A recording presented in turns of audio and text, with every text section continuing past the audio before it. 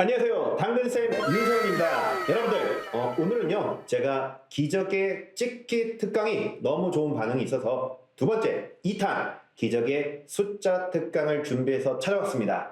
여러분들, 행정학을 공부하시다 보면 막 법률에서 많은 숫자들이 나오는데 이 숫자들이 너무 외우기 힘들다라는 분들이 너무 많아요. 그래서 제가 한 번에 깔끔하게 행정학에 나오는 모든 숫자들을 가져와서 여기서 정리를 쭉 해드릴 겁니다. 제가 문제마다 빈칸을 넣고 이렇게 설명드리고 그 안에 빈칸에 답을 찾아가는 방식으로 제가 설명을 드릴 텐데요. 처음에 여러분 한 번은 쫙 한번 처음부터 끝까지 들어보세요. 그리고 이제 제가 제 카페에 관련 자료를 올려놓을 겁니다. 그 카페에서 다운로드 받으셔서 뭐 탭으로 하시든 뭐 프린트를 하시든 간에 자료를 다운로드 하셔서 거기 빈칸 넣기를 답을 채우시고 그리고 나서 두 번을 한 번 더 들어보시면 좋겠습니다. 자만 두 번째 들으실 때는요 그냥 뭐 2배속 하든 1.5배속 하든 좀 빠르게 진행하시면서 들어보셔도 되겠죠. 이렇게 해서 여러분들 한 번만 듣지 마시고요. 한 번 듣고 빈칸 채우시고 그 다음에 빈칸 채운 후에 두 번째 듣는다.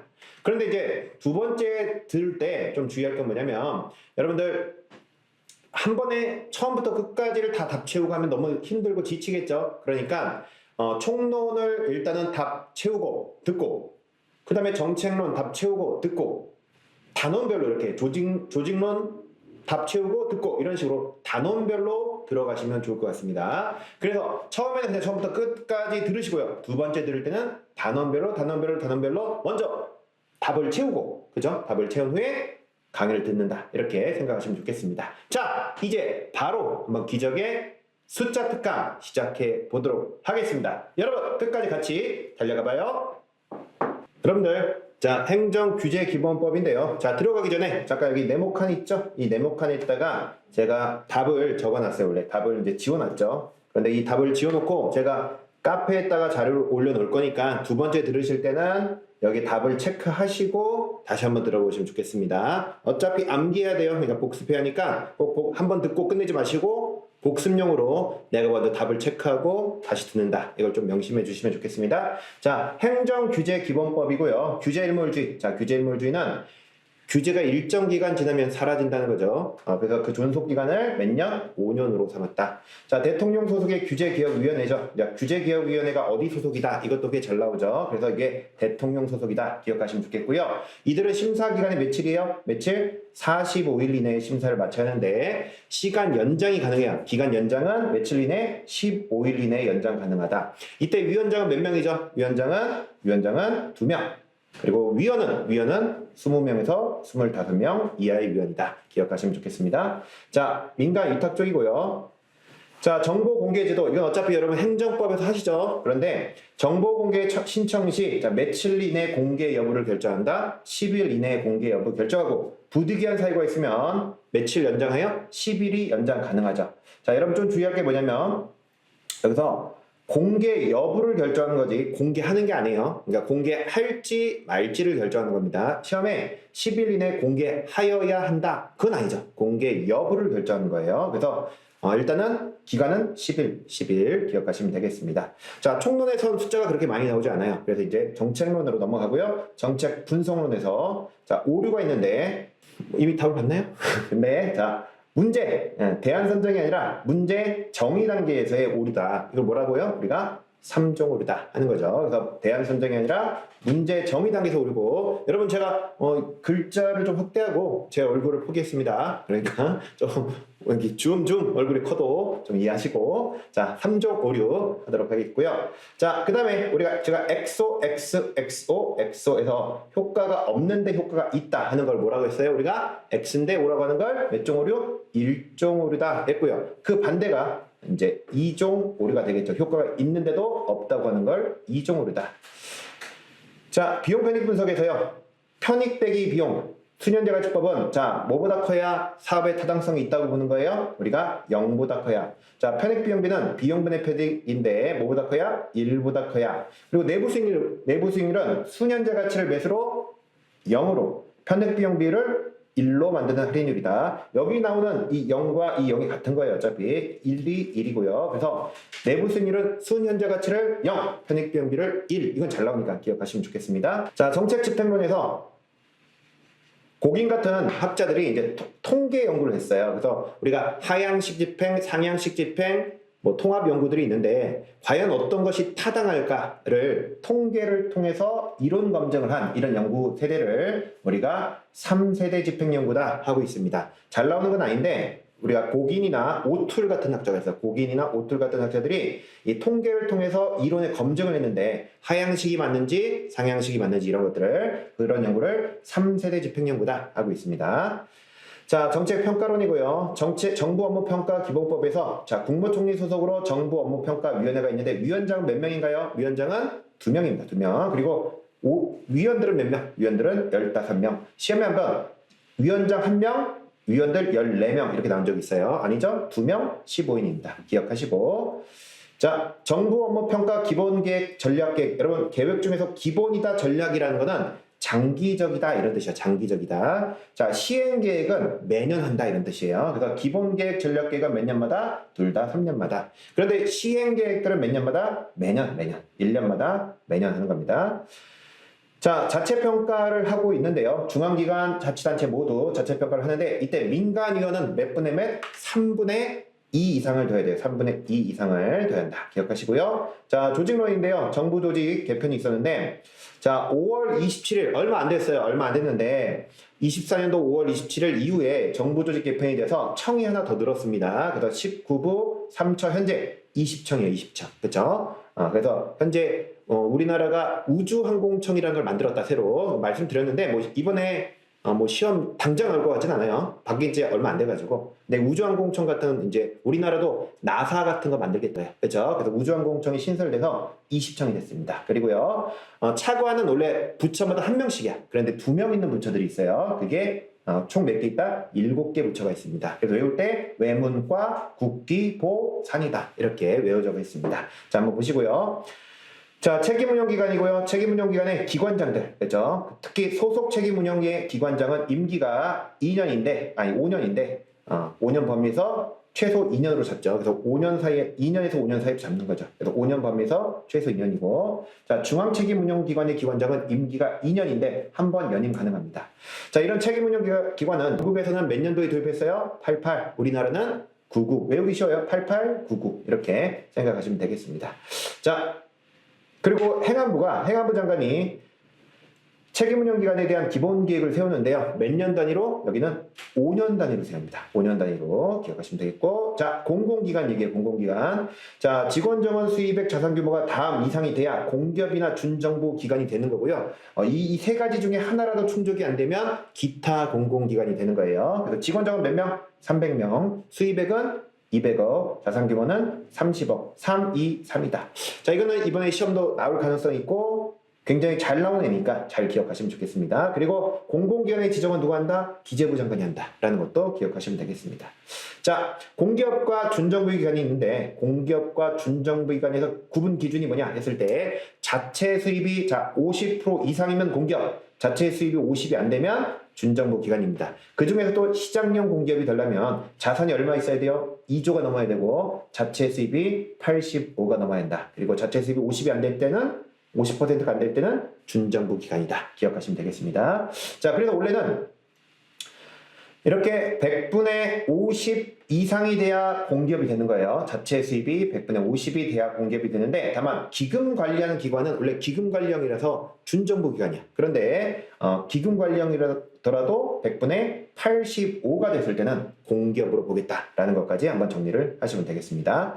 자, 인사론으로 넘어가도록 하겠습니다. 인사론. 자, 공직분류의 첫 번째 고위공무원단이고요. 고위공무원단은 국가직 공무원 중에서 몇 급에서 몇 급의 계급을 없앴죠? 1급에서 3급의 계급을 없앴고요. 현재 가나에 몇 개의 직무 등급 이렇게 가나 2개 있죠. 그래서 2개의 직무 등급으로 운영한다. 그리고 이게 시험에 2006년도 연도는 중요하지 않은데 노무현 정부 때 고위공무원단이 들어왔습니다. 자, 보시고. 그래서 고위공무원단은 직무 등급이 현재 몇 개라고요? 2개. 시험에 이렇게 5개에서 2개에서 5개로 변했다. 아니죠. 5개에서 2개로 변화합니다. 그래서 현재는 2개로 되어 있다. 자, 고위공무원단 개방경직이 몇 프로? 20%. 공모직위는 30%, 부처 자율직위는 50%, 그래서 20, 30, 50 기억하시면 좋겠고요.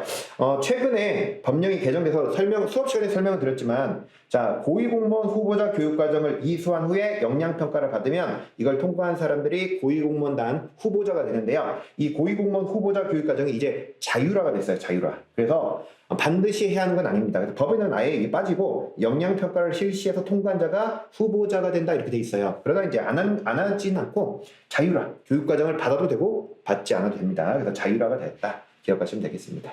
자, 직업 고위공무원단은 적격심사를 받게 되는데 금평을 최하위 등급 꼴찌를 총 몇 년? 2년 하거나, 그렇죠? 무보직 기간이 1년이거나, 혹은 금평 1년 꼴찌하면서 무보직 6개월일 때, 이 세 가지 중에서 하나가 되면 적격 심사를 받게 되고요. 이때 직위해제 가능하고요.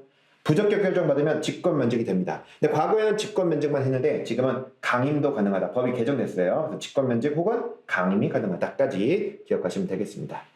자, 개방령 임용이고요. 개방령 임용은 자, 임용 기간이 몇 년 이내? 5년 이내에서 최소 2년 이상입니다. 그래서 고위공무원단이랑 비슷하죠. 5년 이내에서 최소 2년이다.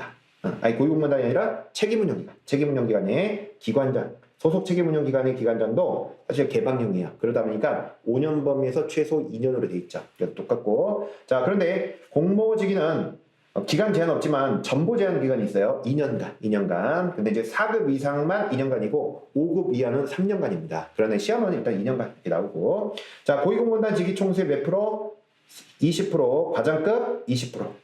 고위공무원단 공모직위는 30%, 과장급 20%. 그렇죠. 다만 최근에 이 4급, 5급도 가능하도록 됐다라는 것까지 기억하시면 되죠. 원래 과장급 이상만 되는데 4급이라도 과장이 아닌 사람이 있어요. 그래서 4급 과장 아닌 사람과 5급도 가능하게 돼 있는데 여기는 퍼센트는 정하지 않고 필요시 정한다 이렇게 돼 있습니다. 그래서 20, 20, 30, 20 기억하시면 좋겠고요. 근데 개방령 직위를 지방에서 뽑을 때는 전체 몇 프로? 10%로 뽑는다라는 것도 기억하시면 되겠습니다. 자, 인사청문회고요. 인사청문회는 자, 행정부에서 임명동의안을 국회로 넘겼을 때 국회가 넘으면 며칠 이내? 20일 이내에 인사청문회를 마쳐야 돼요. 국회 제출된 날로부터. 그리고 국회에서 위원회에 회부하면, 인사청문회를 회부하면 며칠 이내? 15일 이내에 마쳐야 되고요. 실제 인사청문회 기간은 3일 이내로 하고 끝나면 3일 이내에 보고하는 겁니다. 그렇죠? 자, 그래서 여러분들 국회는 임명동의안 등이 제출된 날로부터 국회 제출되면 며칠? 20일. 그 위원회에 회부되면 며칠? 15일. 실제 인사청문회 기간은 3일 이내다. 그리고 인사청문회가 끝나면 3일 이내에 또 다시 보고를 해야 한다까지 기억하시면 되겠습니다. 그래서 제가 외울 때 국제 20이고 위원회부는 15, 3이다. 이렇게 외우시면 되겠습니다. 자, 인사론 인재 발전이고요. 자, 시간 선택제 근무제가 있죠. 시간 선택제 근무제는 주 몇 시간? 15에서 35시간 근무하는 공무원들이죠. 자, 통상적 근무 시간이 몇 시에요? 주 40시간입니다. 근로기준법이 하루에 8시간, 주 5일, 그래서 주 40시간이 통상적 근무 시간인데 이것보다 짧게 근무하는 주 15에서 35시간 근무하는 공무원들이 시간 선택제다. 그렇죠? 시험에 한번 시간 선택제 근무제는 통상적 근무 시간보다 짧거나 길게 근무한다 이렇게 나온 적이 있어요. 아니죠. 무조건 짧아야 돼요. 그렇죠? 짧게 근무하고 15에서 35시간을 근무한다. 자, 15죠. 15는 자, 5급은 몇 년이요? 기간이 1년이고요. 6급 이하는 6개월이다. 기억하시고요. 자, 실무 수습이 있죠. 실무 수습은 자, 수습 기간을 몇 년으로 잡아놨어요? 3년 이내다. 그렇죠? 3년 이내로 잡아놨고 실제 임명은 몇 급 이하로 임명합니까? 6급 이하로 임명한다. 그래서 3년 범위에서 6급 이하의 공무원들을 임명하는 게 실무수습이다. 이렇게 보시면 되겠고요. 자, 임용 결격 사유입니다. 자, 공무원 시험을 봐야 하는데 여러분들 잘 보세요. 내가 이거에 해당되면 공무원 시험 보면 안 돼요. 자, 그래서 감옥 갔다 왔어. 그죠? 감옥 갔다 왔는데 자, 감옥 갔다 온 날로부터 5년간은 시험을 볼 수가 없습니다. 자, 그리고 집행유예 받았어요. 집행유예 받으면 이 집행유예 기간이 끝난 날로부터 2년간은 우리가 공무원 시험 보면 안 되고요. 자, 그 다음에 횡령배임, 돈 가지고 뭔가 부정을 저지르다가 걸렸어요. 그랬을 때 횡삼이다. 그래서 300만 원 2년, 그죠? 횡삼이 이렇게 이어져있죠. 300만 원 이상의 벌금형을 받으면 2년간 공무원 시험을 못 보고요. 자, 성범죄를 저질렀어. 그럴 때는 성일삼이다. 그래서 100만 원 3년간. 그렇죠. 100만 원 이상의 벌금형은 3년간 공무원 임용 결격 사유입니다. 자, 보시고요. 네, 공무원 하다가 파면당했어요. 파면당하면 몇 년간? 5년간. 해임당하면 3년간 임용 결격 사유다. 뭐 이런 숫자들도 잘 나오니까요. 기억하시면 되겠습니다. 자, 금평이고요. 성과계약 등 평가, 즉 직무성과계약제를 다 해당하는 공무원들은 몇 급 이상? 4급 이상 공무원들이고요. 근무성적 평가를 적용하는 공무원들은 5급 이하 공무원들입니다. 그렇죠? 근데 이 5급 이하 공무원에 대한 금평은 연 몇 번 합니까? 2번 하죠. 2번 하죠. 기억하시면 되겠고. 자, 이때 평가를 할 때 실적, 능력, 태도 등을 기준으로 평가를 하는데 한 항목의 비중이 몇 프로? 70%를 넘으면 안 된다까지 기억하시면 좋겠고요. 자, 여러분들 이제 승진할 때 금평과 경력평정이 반영되는데 금평 점수 몇 프로? 90%, 경력평정은 10%가 반영됩니다. 자, 다만 이 90과 10을 좀 바꾸고 싶다 해서 실제 금평을 95까지, 뭐 답이 다 보이네. 그죠? 90에서 95까지 가산할 수 있고, 그러면 경력평 5로 줄 수 있는 겁니다. 자, 그리고 공무원은 승진할 때 시험 보는 경우가 계급이 딱 하나 있어요. 승진해서 시험 보는 계급은 몇 급이에요? 자, 5급 공무원이죠. 5급 공무원. 자, 그리고 공무원이 되면 이게 이제 최근에 여러분 법령이 개정된 거예요. 개정돼서 일단 공무원이 되면 일정 기간이 지나면 승진할 수 있는데 그 승진의 최저 소요 연수가 있어요. 그렇죠. 그래서 7, 8, 9급 몇 년? 1년.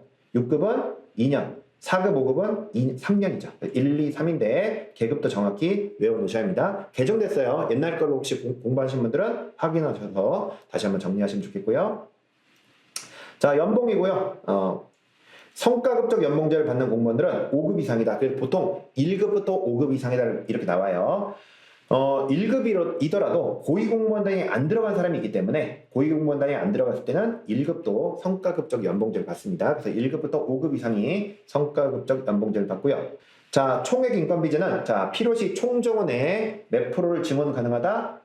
7%, 책임운용기간은 9%가 지원 가능하다. 여러분 이런 것들 다 이미 수업 시간에 다 설명드렸기 때문에 제가 뭐 자세한 설명을 드리진 않고요. 이 들어갈 숫자들 포인트를 적어 놓으시면 되겠습니다. 숫자 한번 정도 정리를 해 보시고요.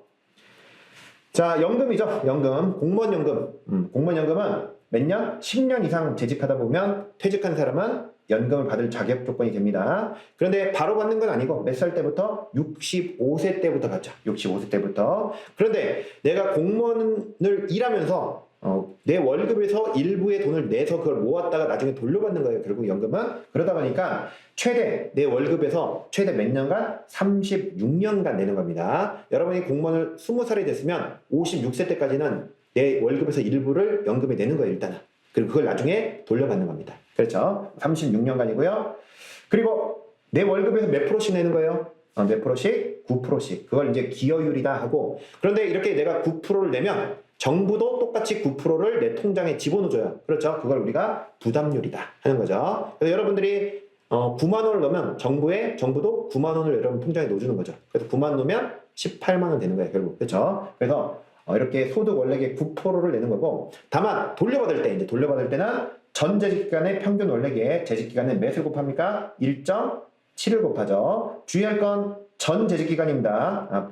퇴직 전 3년 원래 뭐 이렇게 나왔어요. 아니죠. 퇴직 전 3년 아니고 전 재직기간에 재직기간 곱하고 1.7이다.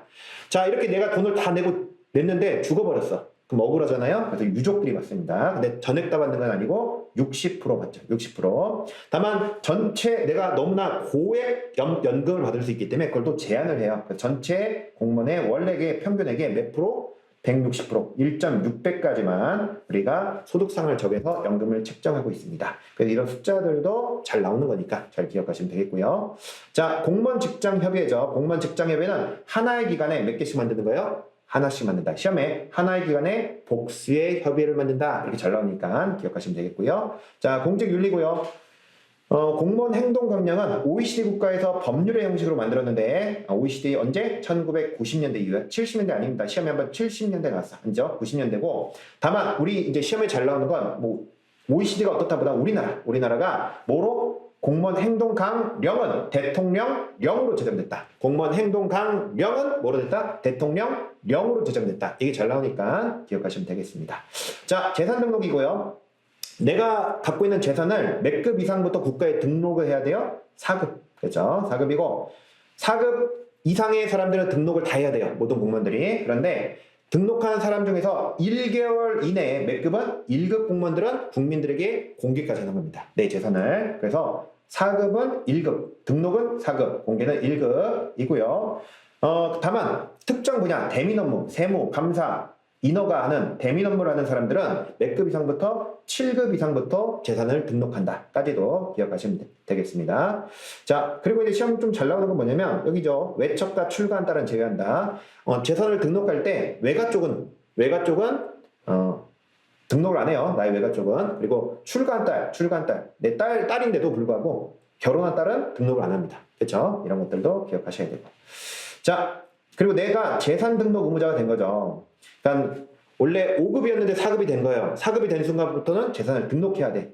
4월 5일에 지금 내가 4급이 된 겁니다. 그럼 바로 등록하기 힘드니까 언제? 2개월이 되는 날에, 여기에 시험이 이렇게 2개월이 되는 날에 속하는 달의 말일. 즉 4월 5일에 2개월이 되는 날은 뭐예요? 6월 5일이죠. 그 달의 말일, 6월 30일까지 신고하는 겁니다. 그래서 시험에 2개월이 되는 달의 말일이다. 이게 좀 시험이 나오니까 기억하시고. 자, 선물수수 신고 등록 의무. 내가 외국에 나갔다가 공무원인데 선물 받은 거야. 외국이나 외국인한테. 그러면 국가의 선물 얼마 받았습니다. 신고를 해야 하는데 모든 선물은 아니고요. 얼마 이상? 100달러 이상의 선물. 그걸 우리나라로 따지면 그냥 10만 원이라고 해요. 그래서 100달러나 10만 원 이상의 선물을 받으면 공무원, 그들의 가족 포함 다 국가에 신고를 하고요. 그 선물을 신고가 끝나는 게 아니라 국가에 귀속시켜요. 그러니까 내가 갖는 게 아니에요. 그래서 100달러 이상의 선물들은 공무원들은 사실 신고하고 국고에 귀속시킵니다. 자, 보시고요. 퇴직 공무원의 취업 제한이죠. 자, 퇴직 공무원들. 근데 모든 공무원은 아니고 몇 급 이상? 4급 이상. 이걸 이제 재산 등록 의무자가 하죠. 퇴직 공무원인데 취업 제한이 있죠. 그래서 만일에 내가 퇴직 전 몇 년 전에 5년 전에 삼성과 관련한 일을 했으면 그 사람 앞으로 몇 년간? 3년간 삼성 취업이 안 됩니다. 아시죠? 자, 그런데 부패방지법에 비면직자의 취업이 있어요. 부패를 저질러 비리를 저지르고 잘린 사람들은 몇 년? 5년 전에 삼성과 일했으면 앞으로 5년간 삼성에 취업이 안 된다. 이런 것도 기억하시면 되겠죠. 그래서 퇴직공무원 취업제한은 공직자윤리법이고 비면직자 취업제한은 부패방지법이다. 이렇게 보시면 되겠습니다. 자, 그리고 우리가 좀 기억할 거 퇴직공무원 취업제한 말고 퇴직공무원의 취급제한이 있죠. 취급제한은 퇴직 전, 자, 몇 년? 2년. 앞으로 몇 년간? 2년간. 관련한 내용은 제가 과거에 다 설명드렸으니까 숫자를 기억하세요. 그죠? 2년 전에 근무한 곳에는 앞으로 2년간은 업무 취급이 안 된다. 2년, 2년이죠. 2년 기억하시면 되겠습니다. 자, 보시고 주식 백지 신탁이 있죠? 주식 백지 신탁. 내가 갖고 있는 주식을 백지 신탁 금융기관에 맡겨야 돼요. 일정 대상들은. 근데 원래 대상은 누구야? 공개 대상자들. 1급 이상인데 다만 기재부와 금융위원회는 주식을 관리하는 기관이다 보니까 몇 급 이상부터 4급 이상부터 백지 신탁한다. 근데 모든 주식은 아니고 주식이 얼마 넘을 때 3천만 원을 초과할 때 몇 개월 이내? 2개월 이내에 내가 팔든지 아니면 백지 신탁하는 겁니다. 어디에? 금융기관에. 그게 이제 수탁기관이라는 거예요. 수탁기관. 그럼 금융기관은 그걸 맡아서 자 며칠 이내? 60일 이내 처분하는 건데 30일 연장 가능합니다. 이거는 무조건 뭐 파는 건 아니고요. 내가 만일에 보건복지부 공무원이면 녹십자 관련한 대웅제약 관련한 주식을 갖고 있어. 그럼 그 주식을 내가 내 내부 정보를 가지고 뭐 주식에 투자할 수 있단 말이에요. 그런 걸 막기 위해서 3천만 원을 초과할 때는 뭐 한다? 수탁기관에 맡기고 수탁기관이 관련성 없는 주식으로 바꿔주는 거예요. 그죠? 그래서 녹십자를 농심으로 바꾼다든지 뭐 이렇게 바꿔서 이제 사고 팔고 하는 거죠. 자, 그래서 보시는데 그래서 어디 인사혁신처 소속의 주식백지신탁심사위원회에서 내가 갖고 있는 주식이 직무 관련성이 없다는 사실을 확인하면 뭐 매각이나 백지신탁하지 않아도 됩니다. 이건 아시죠? 자, 보시고 부정청탁법 이거 뭐예요? 우리가 김영란법이라 하죠. 김영란법인데 자 A 같은 경우 A는 제3자인 B를 통해서 부정청탁하고 있습니다. 이렇게 A 같은 경우는 얼마? 걸리면 1천만 원 이하의 과태료. 근데 B는 제3자 A를 위해서 부정청탁하고 있어요. 근데 B가 일반인일 때는 얼마? 2천만 원. B가 공직자일 때는 3천만 원의 과태료예요. 다 과태료죠. 근데 이제 부정청탁을 받은 그 공무원은 형사처벌이에요. 형사처벌. 그래서 3년, 2년 이하의 징역, 2천만 원 이하의 벌금. 이거는 형사처벌을 받게 되고 있습니다. 자, 기억하시고. 근데 이 숫자들은 여기선 이건 잘 안 나오는 것 같아요. 제 생각에. 이런 것들은. 네, 그래도 기억하시면 좋겠고 7급 시험은 좀 나오는데 9급 시험에서 여기는 좀 잘 안 나오긴 합니다. 그래도 외워놓자, 어차피. 외워놓자. 자, 그리고, 근데 여기는 나와요, 여기는. 자, 우리가 금품수수금지인데 매물 받으면 안 된다. 근데 공직자가 한 사람한테 1회에 총 100만원, 1년에 총 300만원 초과하는 돈을 받으면 명목 관계없이, 자, 형사처벌입니다. 3년 3천만원. 근데 이 사람이 조금 받았어. 얼마? 100만원, 300만원을 이하로 받았을 때는, 조금 받았을 때는 직무와 관련해서만, 여기 형사처벌 아니고 2배에서 5배 사이에 과태료다. 이렇게 생각하시면 되겠습니다. 자, 보시고요. 자, 경조사비든 내가 공무원이 됐는데 직무 관련자한테 내가 받아도 되는 선물이나 뭐 음식물 이런 것들 얘기를 하고 있습니다. 자, 유가증권은 어음, 수표, 상품권. 기본적으로 어음, 수표는 지금도 못 받아요. 그래서 유가증권은 원칙적으로 못 받는다. 그런데 최근에 상품권을 받을 수 있도록 했는데, 다만 물품 상품권, 용역 상품권은 가능하고요. 자, 다만 금액 상품권은 안 된다. 이걸 기억하셔야 돼요. 그렇죠? 물품, 용역 상품권은 가능한데 금액 상품권은 안 됩니다. 그래서 다만 물품 상품권을 받을 때는 얼마? 5만 원까지. 자, 내가 결혼을 했어요. 축의금 받을 수 있죠. 축의금, 조의금 이런 거 받을 수 있죠. 그때 얼마까지? 직무 관련자한테, 내가 공무원인데 직무 관련자한테는 5만 원까지 받을 수 있고요. 근데 이 사람이 화환을 보냈어. 화환. 그럴 때는 10만 원짜리까지 받을 수 있습니다. 직무 관련자가 나한테 밥을 사줘. 밥을 사주면 얼마짜리까지 먹을 수 있냐면 3만 원짜리까지 먹을 수 있어요. 3만 원까지. 그 이상 먹으면 안 돼요. 그리고 선물을 받으면 5만 원까지 선물 받을 수 있는데 농수산물은 좀 비싸단 말이야. 그렇죠? 그래가지고 얼마까지 받는다? 15만 원까지 받는데 설날 추석 때는 조금 더 물가가 오르잖아요. 그래서 얼마까지? 30만 원까지 받게 해주고 있습니다. 뭐 이런 것도 시험 잘 나오니까 기억하시면 좋겠고요. 자, 징계 소멸시효인데요. 내가 징계 대상이 될 때는 만약에 성범죄를 저질렀어. 그 사람 앞으로 10년간 징계를 할 수 있습니다. 근데 10년 지나면 징계할 수 없어요. 금품 가지고 횡령 등 금품 가지고 잘못했을 때는 5년, 그 밖의 사이는 3년 내에 징계를 할 수 있습니다. 자, 파면을 당하면 앞으로 몇 년간 임용 결격 사유예요? 5년간. 해임은 3년간. 그렇죠? 그래서 해임은 원칙적으로 퇴직급여 감액이 없지만 돈 가지고 장난치다가 해임당할 때는 재직기간 5년 미만일 때는 몇 분의 몇? 8분의 1. 5년 이상일 때는 4분의 1을 감액한다. 그런데 재직기간이 5년 미만일 때는 파면일 때 뭐예요? 4분의 1을 5년 이상일 때는 2분의 1을 감액한다. 해임은 잘 안 나오는데 파면은 아셔야 돼. 파면은 기억을 좀 하시면 좋겠고요. 임용 결격 사유 5년 3년. 자, 강등 있죠? 강등은 계급을 내리는데 몇 개월간 직무정지예요? 딱 고정돼 있죠? 3개월. 우리나라 일 안 하면 월급 안 줍니다. 보수의 전액 삭감이고요. 정직은 자, 직무정지인데 몇 개월? 1에서 3개월 사이 직무정지고 보수의 전액 삭감입니다. 전액 삭감. 자, 감봉인데요. 감봉은 직무정지는 안 해요. 그런데 몇 개월간? 1에서 3개월 사이에 보수의 몇 분의 몇을?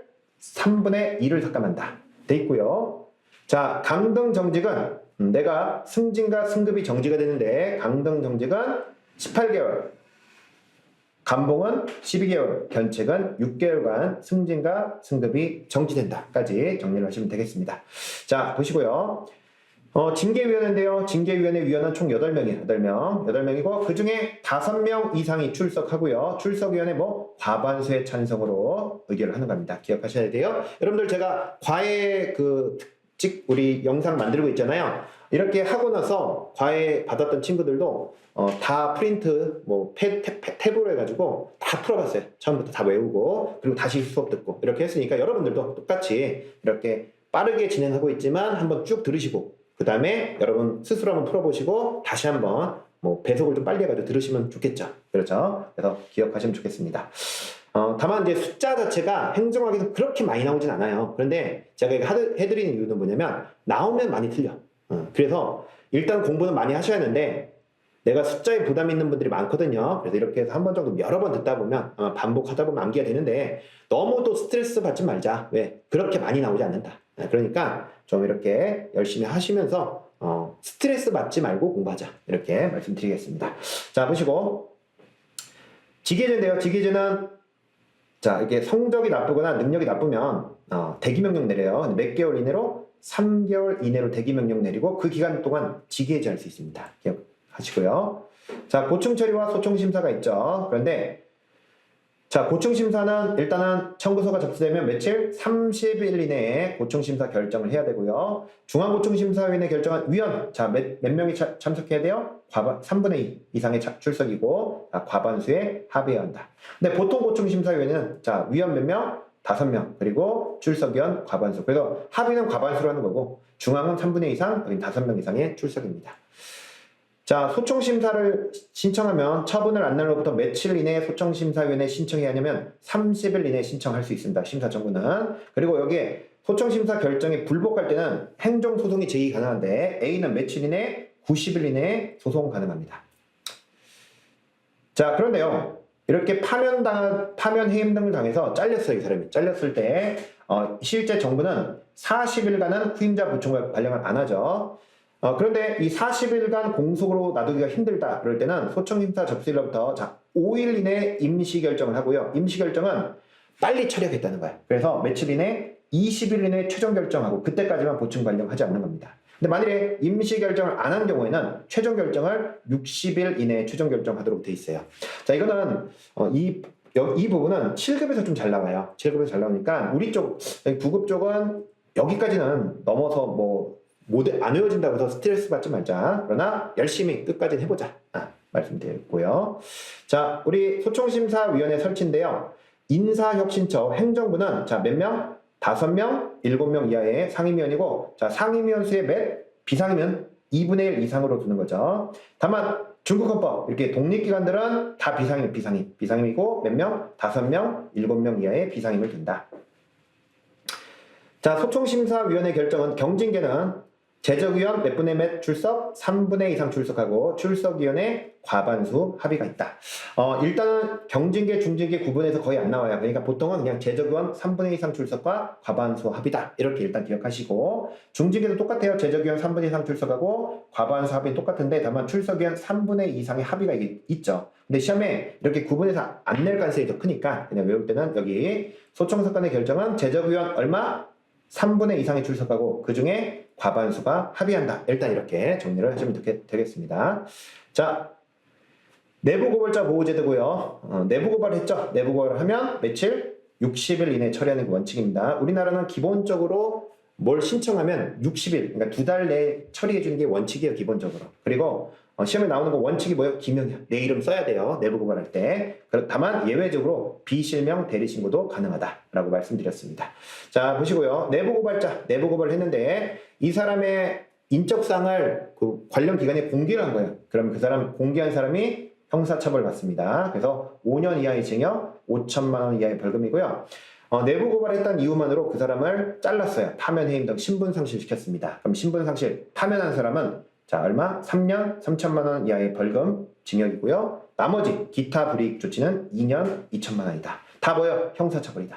그러니까 여기서 숫자가 나오기보다는 이런 경우에 형사처벌을 받는다가 중요해요. 일단은 자, 기억하시고 국민감사 청구는 몇 살 이상? 18세 이상의 사람들이 자, 몇 명? 300명 이상의 연대 서명을 통해서 어디에 청구합니까? 감사원에 청구합니다. 감사원에 시험에 국민권익위원회에 청구한다. 이게 좀 나오니까 기억하시면 좋겠고요.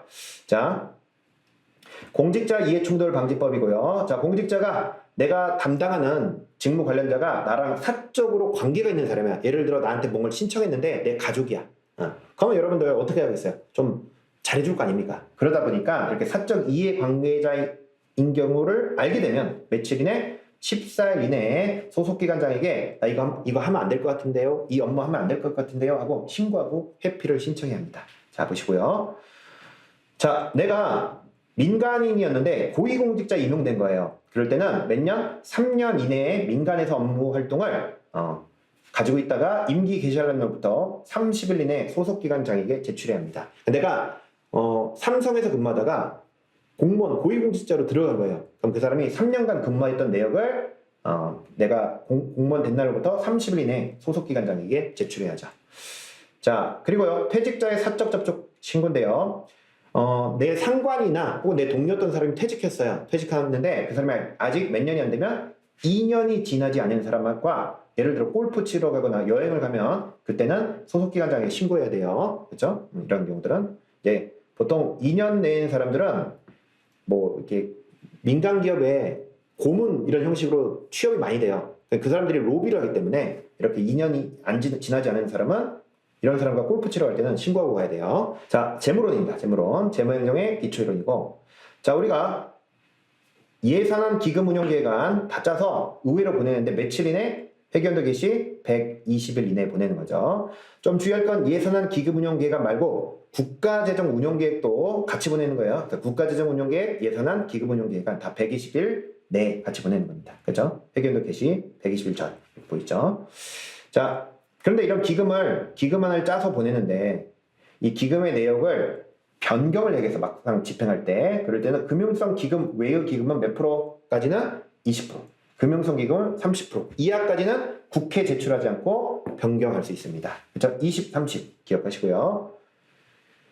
자, 가해사는 몇 개월? 1개월. 우리나라 몇 공화국? 1공화국에서 했던 거죠. 그래서 제가 가1일 이렇게 외워했죠. 1개월 1공화국 기억하시면 좋겠고요. 관련 내용은 다른 것들도 중요하죠. 중요한데 이런 것들은 이미 설명드렸고, 여기서는 숫자에 대해서 중심으로 하는 거니까 가1일 해서 넘어가도록 하겠습니다.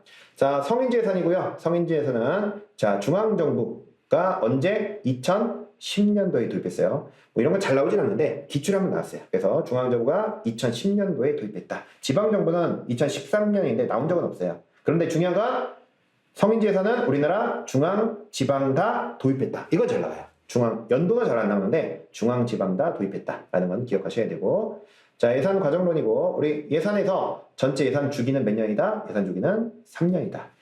회계연도는 몇 년이에요? 회계연도는 1년이고요. 그렇죠? 자, 예산 편성 기간. 예산 편성할 때는 자, 중기사업계획서를 몇 월 며칠까지?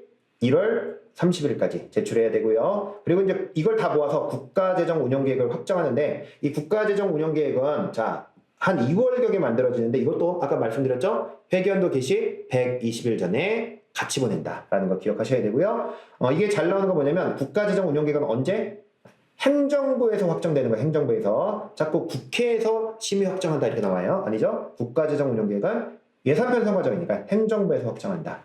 그리고 예산 편성 지침은 언제까지? 3월 31일까지. 다만 편성 지침은 어디? 예결특위에도 보내는 거죠. 그리고 예산은 요구하는데 언제까지? 5월 31일까지. 예산을 요구한다 해서 요구한다. 5월 31일까지. 그리고 이런 문제가 없으면 사정을 통해서 회견도 개시 언제까지? 120일 전까지 국회 제출인데, 이 예산을 제출할 때 국가재정운영계획도 같이 보낸다라는 거 기억하시면 되겠습니다. 자, 그래서 이런 국가재정운영계획은 몇 년짜리예요? 5년짜리 계획입니다. 5년짜리 계획.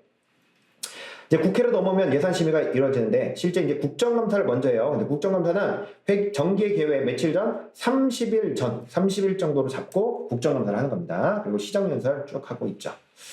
자, 예산을 넘길 때는 국가재정법상으로는 며칠? 120일을 확보하고, 헌법은 며칠? 90일.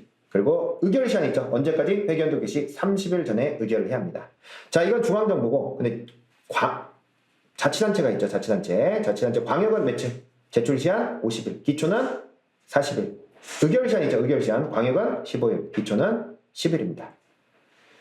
자, 예타가 있고요. 예비타당성조사는 총사비가 얼마요? 500억. 국가재정 300억. 그래서 제가 예비야 53 이렇게 외웠어요. 예비야 53 뭐라고. 그때 옆에 비둘기가 99 외우고 있죠. 99년 도입하고 00년에, 그러니까 법은 1년 전에 도입해서 적용하는 거 1년 후에 하는 게 많아요. 그래서 99년에 하고 00년도에 적용했다. 그러면서 연정권 기억하시면 좋겠죠. 예비 53 99 00 기억하시고.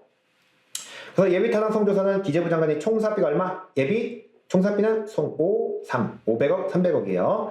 그런데 제4호의 사업에서, 4호의 사업은 뭐냐면, 자, 지금 우리가 여기 연정건이 있단 말이야. 그렇죠? 연정건 외에 4호, 그 밖에 다예요, 다. 그러니까 연정건 뺀 나머지 같은 경우는 얼마예요? 재정지출, 국가돈이 500억 들어갔을 때. 그러니까 원래는 총사비가 500억, 국가돈이 300억 이상일 때 예타를 하는 건데, 총사비가 500억, 국가돈이 500억. 여기는 원래는 53인데 여기는 55예요. 55. 그렇죠? 그래서 500억 이상일 때는 4호도 한다. 그렇죠? 그래서 기본적으로 연정건을 중심으로 하되 500억 이상일 때는 기타 다 한다. 보시면 되겠고요. 자, 총사비 관리제도는 몇 년짜리 사업? 2년짜리. 그죠? 2년. 그래서 94년도에 도입했죠? 총사, 구사 도입했고요. 자, 총사비 관리제도는 몇 년짜리 사업? 2년짜리 사업. 그죠? 2년짜리 사업이고, 500억, 건축사업은 200억이다. 그래서 총 들고 2년 했더니 토 있어. 그래서 토5 건더기 났어. 건2 이렇게 외우면 되죠. 그래서 사업기간은 2년 토5 건2다. 이렇게 외우시면 되겠습니다. 자, 계속비고요. 계속비는 연재 공에 한정해서 몇 년? 5년 이내로 원칙을 하고 있죠. 다만 연장은 가능해요. 10년. 그러나 5년 이내 원칙이다. 자, 보시면 되겠고요. 자, 예비비는요. 일반 회계 몇 프로? 100분의 1 이내입니다. 자, 시험에 일반 회계 아니고 특별 회계로 바꾸고요. 100분의 1 이내인데 100분의 1 이상으로 바꿀 때가 있어. 여러분 그냥 공부하실 때 일반 회계 100분의 1 하고 그냥 넘어가. 그러면 안 돼요. 이내요. 이상 나오면 틀립니다. 이내고. 자, 결산은 2월 10일까지 전년도 사업이 다 완결이 돼야 합니다. 원래 12월 31일에 완결하는 게 원칙이겠죠. 그러나 딱 어떻게 그날 끝나겠어요. 그러니까 다음 연도로 넘어가더라도 2월 10일까지 끝내야 합니다. 이게 마무리가 되면 2월 말까지 각 관서별로 내가 돈을 어떻게 썼습니다. 해서 결산 보고서를 작성해서 보내고요. 그럼 4월 10일까지 기재부가 국가 전체 결산 보고서를 만들어서 기재부가 감사원에 보내는데 감사원에서 뭐 한다? 결산 검사, 결산 확인한다. 언제까지? 4월 10일까지 보내면 410 감 기억하셔야죠. 주요한 건 감사원은 결산 검사와 확인을 하는 거지 승인을 하는 건 아니에요. 승인은 국회가 하는 거야. 국회가. 그리고 감사원이 검사 결과 문제 없다고 생각하면 5월 20일까지 기재부에 이걸 돌려보내고요. 전체적으로 마무리가 되면 5월 말까지 기재부가 국회에 제출합니다. 이런 것들 보시면 되겠습니다. 자, 이제 환류론이고요. 자, 고청. 국민권익위원회는 고충민원 처리나 공공기관의 부패 신고, 이 부패 방지가 이제 내부 고발이에요. 이런 것들은 며칠? 60일 이내 처리 원칙이다. 우리나라는 웬만한 거 뭔가 신청하면 60일 이내 처리하는 게 원칙이에요. 그래서 60일 이내 원칙이고, 자, 국민권익위원회 위원장은 1명, 부위원장 몇 명이에요? 3명. 그렇죠? 그리고 임명은 높은 사람들은 다 대통령이 임명하는 거예요. 그러니까 임명을 외울 필요 없이 제청을 누가 하느냐 했을 때 위원장, 부위원장은 국무총리. 하지만 상임위원은 뭐다? 위원장 대청으로 한다.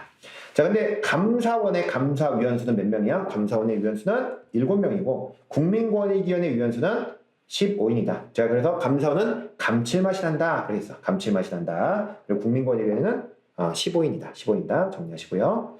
자, 그래서 국민권익위원회 위원장과 위원회 임기는 몇 년? 3년. 1차에 연임 가능하고요. 자, 감사원장과 감사위원은 임기가 4년. 여기 1차의 중임. 국민권익위원회 임기 몇 년? 3년. 1차에 연임 됩니다. 자, 전자정부 쪽이고요. 우리가 보통 전자정부에 대한 담당 기관은 주무부처는 행안부라고 행안부. 그런데 국회, 법원 등은 따로따로 해요.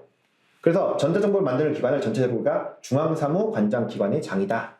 이걸 행정부로 말할 때는 행안부 장관이다 하지만 법률적으로는 이걸 국회도 다 포괄하고 법원도 다 포함을 해야 하기 때문에 중앙사무관장기관의 장이다. 그래서 이들이 전자정보 기본계획을 몇 년짜리로? 5년짜리로 세우는 겁니다. 5년짜리로. 그런데 밑에 보면 기관별 계획이 있어요. 기관별. 이들은 행정기관의 장은 몇 년마다 여기도 5년짜리 기관별 계획을 세우는데 이 행정기관의 장이라는 건 이렇게 생각하시면 돼요. 일단은 행안부가 우리나라 국가 전체에 대한 전자정보에 대한 주무부처예요. 그런데 외교부, 통일부, 문화부 이런 각종 부처도 기본계획을 세웁니다. 자기 부처의 전자정보에 대한 계획을 몇 년짜리로? 5년짜리로. 그래서 외교부, 통일부, 문화부 이런 장관들을 행정기관의 장이다 이렇게 하는 거고 그들이 5년짜리 계획을 세워서 어디에 보내요? 여기 중앙사무관장기관 행정부로 따지면 행안부 장관에 보내고 그럼 행안부 장관이 행정기관이 세운 그 기관별 계획을 종합해서 5년짜리 전자정부 기본계획을 세우는 겁니다. 자, 여기 좀 주의하셔서 보시고 그런데 우리 지능정보와 종합계획 있죠. 지능정보와 종합계획. 전자정보 기본계획은 5년짜리예요. 그런데 지능정보와 사회 종합계획은 3년짜리고 여기는 어디서 세워요? 과학기술 정보통신부가 세운다라는 것까지 기억하시면 되겠습니다. 자, 이제 자치론. 지방정부에 대한 중앙정부의 통제. 그래서 시도 같은 경우는 주무부 장관이 시군구는 시도지사가 통제하되 이들이 통제 안 할 때는 주무부 장관이 한다. 실제 이 파트 우리 시정명령의 취소정지 이런 파트 있잖아요. 이게 이제까지 기출에 잘 안 나왔어요. 잘 안 나는데 요즘에 워낙 안 나오다 보니까 요즘에 나오고 있어요. 아직 공무원 시험은 안 나왔지만 24년도에 실시됐던 많은 여러 시험들이 있는데 거기서 조금씩 출제되고 있어요. 그래서 여러분 이제까지는 사실 시험의 출제 빈도가 좀 낮았지만 올해는 좀 나올 수가 있으니까 정리를 잘 해놓으시면 좋겠는데 자치단체의 장이 사무에 대해서 위법 부당한 명령 처분할 때는 주무부 장관이 뭐 할 수 있어요? 시정명령 내립니다. 근데 이에 대해서 시도가 불이행할 때는 자, 시도지사의 처분을 직접 취소 정지할 수 있고요. 근데 시도지사 입장에서는 억울할 때가 있겠지. 그럴 때는 시도지사가 대법원에 소 제기하는데 그때는 며칠 이내에 소 제기합니까? 15. 욕 한번 해야 한다고 했죠? 15. 이렇게 15일 이내에 대법원에 소를 제기한다. 기억하시면 되겠고요. 또 단체장한테 자 여기 시정명령 취소 정지는 뭐예요? 지방자치단체 사무에 대해서 하는 거야. 이게 뭐 자치사무와 단체임사무. 그런데 뭐가 나왔어요? 기관임사무가 남았어. 그래서 기관임사무에 대해서는요, 단체장에 대해서 어떻게 통제한다? 직무 이행 명령을 내리고요. 이에 대해서 불이행하면 뭐예요? 대집행하면 대집행. 그때 주의할 건 누구의 비용 부담으로? 주무부가 아니라 시도의 비용 부담으로 하는 겁니다. 여기가 시군구면 시군구의 비용 부담으로. 이때도 억울할 때 있겠죠? 그럼 욕 한번 해야 돼. 15일 이내에 대법원에 소를 제기한다. 라고 기억하시면 되겠습니다. 자, 그런데 이제까지는 누구? 단체장에 대해서 통제하는 거고 지금부터는 지방의회 의결, 그러니까 지방의회를 상급단체가 어떻게 통제할 것이냐. 그래서 주무부가 뭐 시도의회의 어떤 의결에 대해서 법령 위반되기 있다고 생각하면 제2요구를 하게 할 수 있어요. 하게. 그렇죠? 그러면 시도지사가 며칠 이내에 제2요구에 대해 20일. 이건 잘 나오죠. 그래서 제2요구는 20일. 그럼 지방의회가 제2의결을 해야 하는데 이때 출석, 이것도 잘 나와요. 몇 분의 몇 출석, 과반수 출석은 3분의 2 찬성을 해야 합니다. 그래서 이렇게 되면 확정이 되는데 확정된 이 제2의결이 법령 위반이라고 판단되면 며칠? 20일 이내에 대법원 소제기하죠. 자, 정리하시고 또 시험 나올 수 있으니까요. 전체적으로 보시면 되겠습니다. 자, 우리나라 최근에 윤석열 정부가 대통령 소속의 지방시대위원회를 만들었어요. 근데 이 지방시대위원회는 존속기간이 몇 년? 5년이고요. 지방시대위원회도 지방시대에 대한 종합계획을 세우는데 몇 년짜리 계획을 세웁니까? 5년짜리 계획을 세운다. 5년짜리 계획을 세운다. 여기 잘 나오는 건, 자, 대통령 소속이죠. 시험에 국무총리 소속 이렇게 나온 적 있어. 국무총리 소속 아니고 대통령 소속이다. 자, 행정사무 감사와 조사에 대한 얘기입니다. 여러분은 이제 감사와 조사는 원래 국회나 지방의회가 하는 거예요. 그래서 지방에 대한 감사와 조사는 지방의회가 하는데, 그래서 시험에 나오죠. 행정사무 감사와 조사는 지방의회가 하는 겁니다. 그런데 지방의회가 정기적인 회의를 정례라고 하는데 정례를 총 1년에 2번 해요. 2번. 그 2번 중에서 한 번만 감사합니다. 한 번만. 시험에 2번 한다. 아니죠. 한 번만 감사하고 시도는 14일, 시군 9일은 9일. 시군구는 9일 범위에서 감사를 하고 있습니다. 자, 14, 9 기억하시고. 자, 정족수고요. 지방의회 의장과 부의장은 불신임 의결이 되죠. 주의할 거 뭐예요? 우리나라는 단체장에 대한 불신임권은 없습니다. 그렇죠? 그래서 지방의회 의장과 부의장은 불신임할 수 있는데 이때 일단 제적원의 4분의 1 이상이 이 사람 우리 잘라야겠습니다. 지방의회장 마음에 안 듭니다. 그럼 4분의 1 이상이 발의할 수 있고요. 제적원 과반수의 찬성으로 결정하는 겁니다. 자, 이 정족수보다 더 중요한 건 뭐예요? 지방자치단체장에 대한 불신임은 없다. 기억하시고. 자, 지방의회 의원의 징계를 할 수 있는데 징계 종류는 뭐예요? 경사, 출, 제적. 근데 출석 정지는 며칠? 30일 이내입니다. 30일 이내. 자, 시험에 한번 45일 이내 나왔어. 아니죠. 30일 이내고. 자, 제명은 자르는 거죠. 자를 때는 제적원 몇 분의 몇? 3분의 2 이상입니다.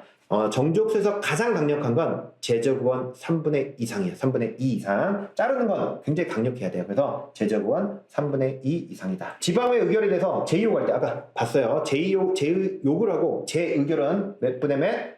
과반수 출석의 출석위원 3분의 2 찬성이다. 기억하시고. 지방자치단체 사무소를 예를 들면 뭐 동작구청이야. 근데 동작구청에 있는 사무소를 다른 데로 현재 있는 위치를 바꿔요. 그럴 때는 해당 지방의회 의원의 제적원의 과반수의 찬성이 필요합니다. 이런 것들 한번 정리를 해보시고요. 지방의회가 이제 의원인 임기가 만료되고 선거가 있었고 처음에 모일 때는 단체장이 소집하는 게 아니라 지방의회 사무처장 등이 이제 소집하는데, 자, 임기 개시일로부터 며칠? 자, 25일 이내에 소집하는 겁니다. 그렇죠? 그래서 최초로 모일 때는 사무처장 등이 임기 개시일로부터 25일 이내에 소집을 한다라는 것도 기억하시면 되겠습니다. 자, 우리나라 단체장은 임기가 몇 년이요? 서울시장은 몇 년? 4년. 근데 연속 총 몇 번 할 수 있어요? 3번. 그렇죠? 총 12년 할 수 있습니다. 12년. 근데 지방의회 의원은 임기가 4년이고요. 연임 제한이 없어요. 뭐 10년. 그러니까 10기. 그러면 10번 할 수도 있고 10번. 그럼 40년도 할 수 있는 거죠. 연임 제한이 없다. 그렇죠?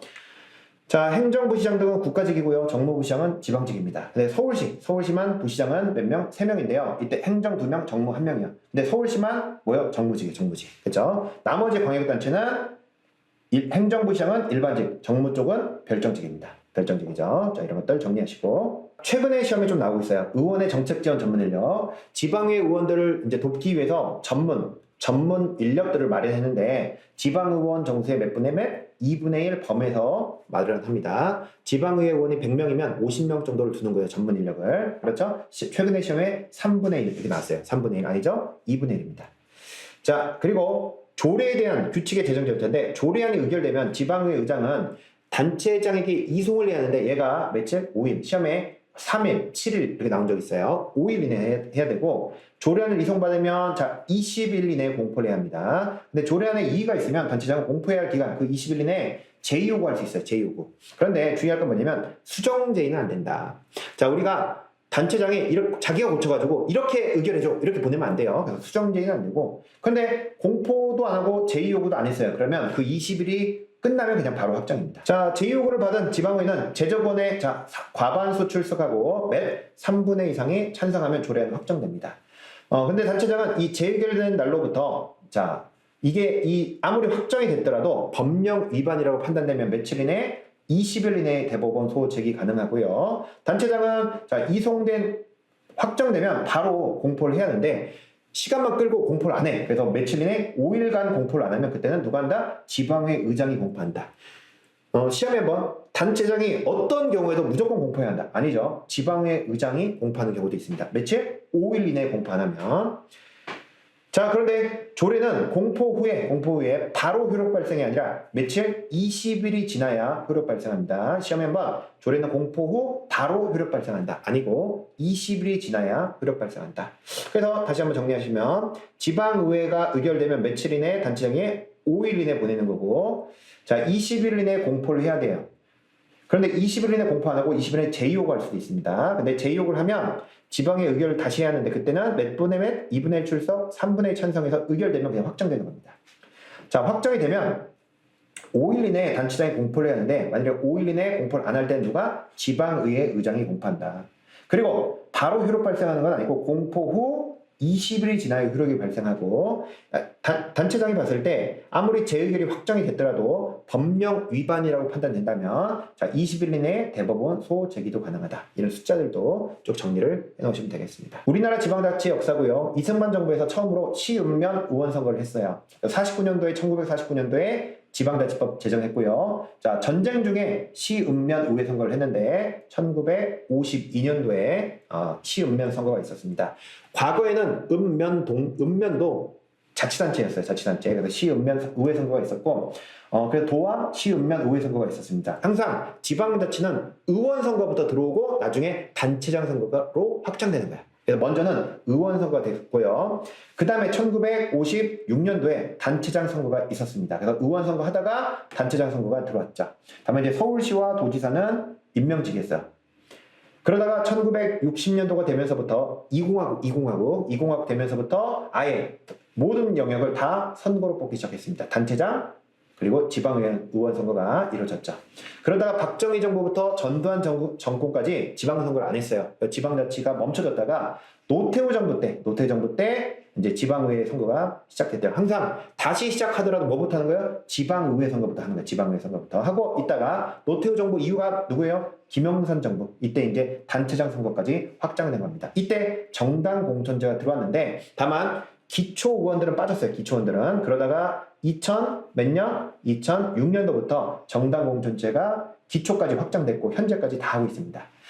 그런데 2007년도부터 교육감 선거가 있었고 이게 일부 하다가 2010년도부터 전국적으로 시행되는데 좀 주의할 게 뭐냐면 여러분들 정당을 공천하면 안 되는 선거가 있어요. 그게 뭐예요? 교육감 선거야. 그러니까 우리나라는 지방의회 의원 선거, 단체장 선거는 다 뭐 빨간당, 파란당 다 공천해요. 후보를 내죠. 그런데 교육감만큼은 정당 공천이 안 한다. 이걸 좀 기억하셔야 돼요. 이건 잘 나오니까. 지방자치법, 지방의회는 매년 사무회에서 감사를 하는데 감사는 매년 몇 회요? 1회. 그러니까 정례회는 2번이요. 2번. 그런데 감사는 1회 하고 시도는 며칠? 14일, 시군 9는 9일 범위에서 감사합니다. 감사하죠. 자, 그런데 어떤 국정 전반, 지방의 전반, 지방의 의정의 전반에 대해서는 실제 감사라는 건데, 여기 보면 특정상 이재명 씨가 뭐 대장동 사건 벌였어. 그럼 대장동에 대해서 검사하겠다. 그럴 때는 감사하는 게 아니라 뭐 조사하는 거 조사. 그래서 특정사는 조사예요. 이제 감사인지 조사인지도 좀 구분하셔야 합니다. 그래서 특정사는 조사다. 자, 그래서 조사를 발휘할 때는 자, 제적원의 맵 3분의 1 이상입니다. 최근에 시험 나왔어. 제적원 3분의 1 이상 기억하시면 되겠습니다. 자치단체는 조례를 위반한 행위에 대해서 조례로 과태료를 정할 수 있죠. 근데 얼마예요? 1천만 원. 시험에 1,500만 원 나온 적 있죠? 1천만 원 이하의 과태료고. 자, 그리고 규칙 제정 개정 의견 제출이요. 규칙에 대한 의견 제출, 개정 배정은 누구한테 하는 거예요? 그건 단체장이에요. 단체장한테. 제가 최근에 모의고사를 했는데 이거를 제정 개정 폐지만 보면 다 조례에 대한 제정 개정 폐지인 줄 아세요? 이건 규칙인지 보셔요. 규칙에 대한 거는 누구한테 하는 거야? 단체장한테. 단체장. 그죠? 규칙에 대한 의견 제출은 단체장한테. 그리고 의견 제출되면 며칠 이내 30일 이내에 주민에게 통보합니다. 그렇죠? 자, 지방세 탄력 세율입니다. 우리나라는 조세 법률주의예요. 그래서 조세와 관련된 사항들, 세금에 관련된 사항은 다 법률로 해야 돼. 법률로. 그래서 기본적으로 세율, 몇 퍼센트 세율을 할지는 우리 부가가치세 10% 뭐 이렇게 정하는 것들은 국회가 정해요. 국회가 법률로 정했는데, 다만 이렇게 정해놓으면 지방자치단체가 약간 가감을 할 수 있습니다. 가감. 그러니까 더할 수도 있고 뺄 수도 있어요. 그걸 탄력세율이라고 하는데, 자, 탄력세율은 자, 보면 기본적으로 담배소비세나 주행분 자동차, 담배소비세 자동차세는 뭐로? 대통령령으로 해서 표준세율의 30%를 가감할 수 있습니다. 자, 보시면 담배소비세는 자, 100분의 얼마? 30% 범위에서 어떻게? 대통령령으로 가감할 수 있어요. 그렇죠? 또 자동차세도 몇 프로? 30 범위에서 대통령령으로 가감할 수 있습니다. 뭐로? 할 수 있죠? 대통령령으로. 자, 그래서 우리가 기본적으로 이렇게 지방세가 탄력세율 제도가 있습니다. 대통령령으로 담배소비세, 자동차세는 30%를 가감할 수 있는데, 다만 이 두 가지는 기본적으로 대통령령인데 조례로 하는 경우도 있어요. 조례로. 그래서 대통령령이 있는 경우가 담배소비세, 주행분, 자동차세, 나머지는 조례로. 하지만 여기 소래, 지방소비세와 레저세는 탄력세율이 적용되지 않습니다. 이것도 기억하시면 되겠습니다. 자, 지방공사인데 지방공사는 자본금의 몇 분의 몇? 2분의 1 범위 내에서 민간 출자를 할 수 있죠. 2분의 1 범위 넘지 않는 범위에서. 다만 주의할 건 외국인도 투자할 수 있다. 그렇죠? 투자할 수 있다. 그래서 2분의 1을 넘지 않는 범위. 자, 지방교부세고요. 지방교부세는 내국세 총액이 몇 프로? 19.24%고요. 종합부동산세는 전액. 담배 부과되는 개별소비세 몇 프로? 45%. 주의할 건 이 개별소비세도 바꾼 적 있어요.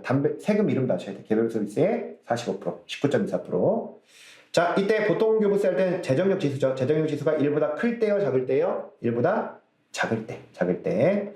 자, 그런데 이때 특별교부세는 지역 현황, 40%. 자, 재난, 재정수입, 제재 50%. 운용실적 우수할 때는 10%다. 이렇게 40, 50, 10%. 어떤 경우인지도 기억하시면 좋겠고요. 자, 주의할 것. 자, 담배 부과되는 개별 소비세 100분의 몇을 초과할 때는 인건비 소라. 여기서 주의할 게 이거 100분의 20이요.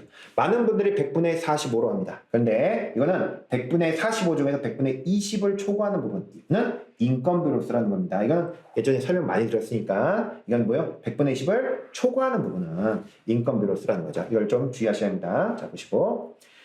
자, 조정교부금은 광역단체가 기초한테 주는 돈들이에요. 그런데 예를 들어서 내가 경기도의 수원시에 살아. 그럼 나는 수원시에 살지만 난 경기도에도 살고 있는 거예요. 그러니까 나는 수원시에도 세금을 내야 되고 경기도에도 세금을 내야 됩니다. 그런데 수원시에 사는 사람이 경기도청까지 가서 세금 내려면 힘들단 말이야. 그래서 수원시에다가 내면 도세를 같이 내요. 도에 낼 세금을 같이 내면 수원시가 걷어서 도로 올려 보내주는 겁니다. 이때 그래서 시군 등에서 징수한 도세 같은 경우 몇 프로? 27%를 그러니까 수원시에서 세금을 걷어서 27%를 올려보내면 그걸 갖고 있는 거예요. 도가 전체를 다 쓰는 게 아니라 그 중에 27%를 갖고 있다가 경기도 안에 있는 가난한 지역에 내려보내는 겁니다. 그 27%. 근데 인구 50만 이상의 시가 징수한 도세는 몇 프로? 47%를 갖고 있다가 가난한 지역에 내려보내는 겁니다. 그러니까 이 세금들을 도가 다 쓰는 게 아니에요. 27%, 47%는 가지고 있다가 그 아래에 있는 시군들에게 보내주는 게 그게 조정교부금이에요. 조정교부금 기억하시면 되겠죠? 27%, 47%. 자, 그래서 보시면 인구 50만 이상의 시가 징수한 도세, 그러니까 수원시가 도세를 걷었으면 그중 몇 프로? 도가 받았어요. 그 돈을 100% 받아서 그중 몇 프로? 47%는 갖고 있다가 그걸 시군에 다시 돌려보내주는 겁니다. 좀 가난한 지역한테 돌려보낸다. 뭐 이렇게 생각하시면 됩니다. 그게 보다 조정교부금입니다. 조정교부금. 또 긴급재정관리단체가 있죠. 긴급재정관리단체는 자 위기관리단체로 됐는데 몇 년간? 3년간 노력했는데도 개선이 안 돼. 그런 단체는 위기를 넘어서서 긴급재정관리단체가 되는 거고 또 지방자치단체가 인건비를 월급을 못 주는 거죠. 얼마큼? 30일간. 그럴 때도 긴급재정관리단체. 그 다음에 빚을 갚아요. 채무가 있는데 채무 상환을 못해요. 며칠간? 60일간. 그래서 제가 인삼이 상륙했다 했죠. 인삼이 상륙했다. 이런 숫자들은 요즘 잘 나오고 있으니까 기억하시면 되겠습니다. 자, 주민 참여 다 끝났습니다. 자, 보시면 그래서 감투, 송, 환 있고 숫자 뭐 연도는 잘 안 나오니까 그냥 순서 좀 기억하시면 되는데 자, 조례개표 청구죠. 조례개표 주민발언인데 주민발언은 몇 살? 18세 이상 주민이 지방의회 청구. 이게 잘 나와요. 지방의회 청구한다. 그런데 지방의회가 이 청구안을 수리하면 몇 년 이내? 1년 이내에 의결해야 한다. 1년 이내. 자, 이때 연대 서명을 해야 돼요. 조례개표 청구는 그냥 하는 게 아니라 연대 서명을 받아야 하는데 자, 서울시나 인구 800만 이상의 시는 전체 투표 청구권자 수의 몇 분의 몇? 200분의 1. 자, 800과 100만 사이는 몇 분의 50배요. 150분의 1. 자, 그 다음에 100에서 50만 사이는 50배입니다. 100분의 1. 그렇죠?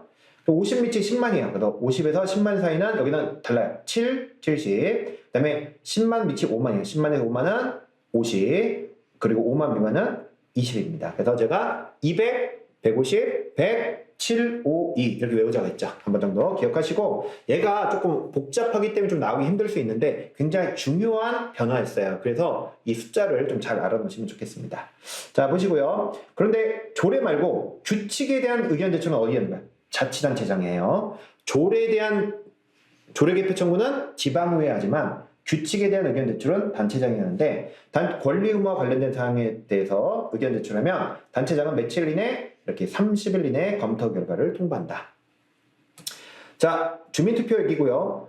주민투표는 18세 이상 주민 의회 단체장이 청구할 수 있는데 18세 이상 주민은 20분의 1, 5분의 1, 의회는 2분의 1, 3분의 2 단체장 그리고 단체 직권을 할 때는 지방의회 2분의 1, 2분의 1 동의가 필요합니다.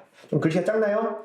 이거는 제가 교환으로 올려드렸으니까 우리 카페에서 보시면서 한번 확인을 좀 하시면 좋을 것 같아요. 그리고 단체장이 이제 발의를 하는데 제가 4과 4개라고 했어요. 그래서 4분의 1 투표하고 과반수 찬성으로 확정되면 찬성 반대로 확정이 되고요. 4분의 1이 미달해도 뭐한다? 개표한다. 시험에 개표 안 한다. 아니죠. 개표를 한다. 그리고 주민투표일은 언제요? 주민투표 합시다 라고 한 날로부터 23일 이후 수요일. 그죠? 이상순이다 해서 이상순. 그죠? 그리고 투표 운동 기간은 투표일 전날까지 하는데 투표일 전 21일부터 투표일 전날까지 합니다. 그리고 한번 주민투표를 하면 2년간 다시 할 수 없고요. 소청 재개면 14일, 소청은 14일, 소송은 10일이다. 그죠? 청사 송이다 이렇게 외져 있어. 청사 송이다. 그죠? 그리고 이 소송을 제기해서 이 투표가 무효가 될 때는 20일 이내에 재투표한다까지 정리를 하시고 이 내용을 다시 한번 보도록 하겠습니다. 그래서 우리가 18세 이상의 주민이 청구할 때는 주민투표 청구권자의 몇 분의 몇 20분의 1에서 5분의 1입니다. 그렇죠? 20분의 1, 5분의 1. 자, 다시 보시면 20분의 1, 5분의 1. 자, 여기는 단체장은 직권할 때 1, 1, 의회는 1, 2. 분자만 보면 그래서 11호, 12호 이렇게 외워져 있습니다. 그렇죠? 단체장은 11호, 의회는 12호. 그래서 의회가 자 과반수 출석 2분의 1, 출석은 3분의 1 찬성이죠. 1, 2. 그렇죠? 2분의 1, 3분의 2. 단체장이 집권할 때는 지방의회가 제적원 과반수죠. 1, 2. 2분의 1, 2분의 1입니다. 그렇죠? 그래서 지방의회 할 때는 2분의 1, 3분의 1이고요. 1, 2. 단체장이 할 때는 2분의 1, 2분의 1, 1, 1 기억하시면 되죠. 직권. 시험에 단체장이 할 때는 지방의 동의가 필요 없다. 아니 동의 필요하죠. 어떻게? 2분의 1 출석, 2분의 1 동의. 자, 주민투표를 한 번 하면 투표권자, 자 4분의 1 이상 투표를 해야 되고요. 투표수 과반수의 득표입니다. 4과. 근데 4분의 1이 투표하지 않더라도 개편한다. 자, 한번 주민투표를 하면 2년간은 변경이 안 됩니다. 자, 주민투표 일은 언제요? 이상 순이다. 23일 이후 첫 번째 수요일이다. 청사라고 해서 송은 송, 송 10일. 그렇죠? 그래서 청사 14, 송, 이응 송 하고 이응 10일. 그리고 이건 안 나오지만 100분의 1도 있어요. 투표권자 100분의 1 이내 서명이 필요합니다. 그렇죠? 청사 송이다까지 기억하시고. 자, 이제 주민소환인데요. 주민소환은 자 광역장 자를 때는 10%, 기초장 자를 때는 15%, 의원 자를 때는 20%. 근데 법이 아직 개정 안 돼서 여기만 어떻게 돼 있어요? 19세로 돼 있어요. 19세. 비례대표 안 되고요. 그렇죠? 여긴 다만 3과 3개. 3분의 1 투표하고 2분의 1 찬성으로 확정하되 3분의 1 미달할 때는 어떻게 한다? 개표를 안 한다. 이게 주의하시죠. 한번 소환하면 1년간 안 되고요. 똑같습니다. 청사 송이다. 주민 소환 투표일. 주민 소환합시다 라고 한 날부터 매책 20에서 30일 사이에서 정해야 합니다. 자, 이게 주민투표는 이상순으로 되어 있는 거야. 이상순. 23일 이후 첫 번째 수요일. 그런데 얘네들은 20에서 30일 사이에서 하는 겁니다. 이것도 개정 예정인데 아직 개정이 안 됐으니까 일단 이렇게 기억하시면 되고. 현재 몇 살 이상이요? 주민 소환은 19세. 그리고 외국인인데 내가 영주권이 생긴 이후부터는 몇 년? 3년 경과한 사람도 할 수 있습니다. 자, 시도지사 광역장 자를 때는 몇 프로? 10%. 그죠? 기초장 자를 때는 몇 프로? 15%. 의원들 자를 때는 20%돼 있죠? 자, 보시고. 자, 3과 3개요. 3분의 1 이상 투표하되 과반수의 찬성으로 확정하고요. 3분의 1 투표를 하면 개표를 한다, 안 한다? 개표를 안 한다. 자, 한 번 주민소환하면 몇 년간? 1년간. 임기 개시로부터 1년간. 임기 만료로부터 1년간. 여긴 다 뭐예요? 1년. 주민투표는 2년. 주민소환은 1년. 보시면 되겠습니다. 자, 여기 똑같습니다. 사, 송이다. 그죠? 그리고 100분의 1 서명이 있다. 자, 그래서 주민소환에 대한 불복 청, 사, 소송, 송. 주민투표도 청, 사, 송. 기억하시면 되죠? 자, 보시고요. 자, 주민감사 청구고 주민감사 18세 이상이죠? 시도는 몇 명? 300명. 인구 50만은 200명. 시군구는 150명. 연대 서명 필요하고요. 자, 사무 처리가 종료된 날로부터 감사 청구 사항은 몇 년을 경과하면 안 돼요? 3년. 그러니까 3년 내에 감사 청구해야 되고요. 감사 청구 받으면 며칠 이내? 60일 이내에 감사를 끝내야 합니다. 자, 그래서 우리 18세 이상 주민은 시도는 몇 명? 300명. 인구 50만은 200명. 시군구는 150명. 그리고 몇 년 이내에 제기해야 돼요? 3년. 그리고 며칠 이내에 감사가 끝나야 합니까? 60일. 근데 이 감사에 불복할 땐 며칠 이내에 주민소송? 90일. 기억하시면 되겠습니다. 자, 보시고. 자, 주민참여예산제도고요. 자, 주민참여예산제도는 자, 지방정부가 06년도에 먼저 들어요. 06년도에. 그리고 중앙정부가 18년에 들어오긴 했는데 18년에 들어와서 19년도에 시행이 됐어요. 그래서 18년이라고 나올 때도 있고 19년이라고 나올 때도 있습니다. 그래서 좀 주의하시고 일단 어디서? 지방정부에서 06년, 중앙정부는 18년, 19년. 그렇죠? 자, 그래서 자, 국민참여예산제도는 언제? 19년도부터 시행됐다. 그러니까 법은 1년 전에 도입돼서 1년 후에 시행이 잘 돼요. 그래서 18년에 도입됐고 19년도에 시행됐다. 그래서 뭐 이거 숫자 19년 정도 이렇게 기억하시면 됩니다. 그렇죠? 자, 여기까지. 제일 행정학에 나오는 많은 숫자들이 있는데 또 막상 정리하고 보니까 외울만 하다. 그래서 숫자가 생각보다 많이 나오지 않아요. 그러니까 숫자에 너무 스트레스 받지 마시는데 잘 안 외워진단 말이야. 그렇죠? 그리고 하나나 두 개가 나왔을 때 헷갈리고 잘 틀려요. 그래서 한 번 정도는 듣고 정리를 해봐야 한다. 그래서 정리해보시고 제가 카페에다 다시 한번 말씀드리지만 한 번 듣고 끝내지 마시고요. 안 외워져요 어차피. 그러니까 한 번 듣고 제가 카페에 자료가 있으니까 거기에 빈칸 채워보시고 단원별로 들어가면서 다시 한번 빠르게 복습하면서 외우자. 그렇죠? 그런데 너무 숫자에 몰입하셔서 기초 이론을 또 공부 안 하시면 안 돼요. 그러니까 숫자는 잘 안 나오니까 그런데 외우기가 힘들다. 그래서 한 번 정도 정리한 거니까 이걸 통해서 여러분들 꼭 100점 100점 맞을 때 중요한 거 뭐예요? 숫자 사실. 그래서 숫자에 대한 점검을 통해서 여러분 100점까지 꼭 좋은 결과 있으시면 좋겠습니다. 여러분들 그동안 열심히 또 따라와 주셔서 감사하고요. 아마 이제 강의도 지방직 강의도 이제 전체 강의 끝났죠. 그리고 이제 이 유튜브를 통해서 기적의 찍기 특강 또 기적의 숫자 특강 이렇게 또 찍어놨습니다. 여러분들 마지막까지 정리 잘하시고 꼭 최종 합격하셔서 좋은 결과 있으시길 바라겠습니다. 이상은 당근쌤 윤세원이었습니다. 감사합니다.